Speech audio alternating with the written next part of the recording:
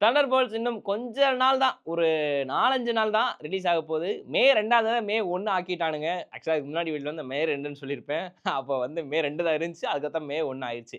ஆக்சுவலா இப்ப சொல்லப்போற விஷயம் என்ன அப்டின்னா, தண்டர்போல்ட்ஸ்ல வந்து இப்போ சமீபத்தில அவங்க கட்டா விட்டுக்கிட்டு இருக்காங்க. அந்த கட்டா விட்டதுல வந்து பார்த்தீங்கன்னா, நான் ஒரு சின்ன விஷயம் கண்டுபிடிச்சது என்ன அப்டின்னா, வேலண்டினா வந்து அவங்க எல்லாருமே வந்து அசெம்பிள் பண்ணி, அந்த ஒரு ஃபைட்லாம் முடிஞ்சதுக்கப்புறம் ஒரு இடத்துக்கு வந்து லிஃப்ட்ல வந்து இறக்கி விடுவாங்க. அப்போ வந்து பார்த்தீங்கன்னா, நம்ம டாஸ்க் மாஸ்டர காணோம். சம்பவம் பண்ணியிருப்பாங்கன்னு தோணுது அந்த பில்டிங்லவே. அது வேற விஷயம். பட் ஆனா அந்த இடத்துல வந்து பாப் இருந்தாரு. அந்த பில்டிங் ஃபைட்ல பாப் இருந்தாரு. அதுக்கப்புறம் வந்து பாப் இல்ல. சோ எலனாக்கு வந்து தெரியும் பாப வச்சு என்ன பண்றாங்க அப்படின்னு. அப்ப இருக்க போம்போது வேலன்டினாக்கு வந்து பாப வச்சு என்ன பண்ணணும்ன்றது தெரிஞ்சிருக்கு. ஆனா பாபுக்குள்ள ஒரு வாள்ன்ற ஒரு கேரக்டர் இருக்குன்றதே வந்து அவங்களுக்கு தெரியல. ஆக்சுவலா இப்ப கீழ ஒரு பிக்சர் வரும். அத வந்து பார்த்தாலே உங்களுக்கு தெரிஞ்சிருக்கும். எலனா முகத்துல வேலன்டினா முகத்துல எவ்வளோ பெரிய ஷாக்கு அப்படின்னு. ஏன்னா வேலன்டினாக்கு வந்து சென்ட்ரி இருக்காரு. சென்ட்ரி உருவாக்கணும்ன்றது தெரிஞ்சு போச்சு.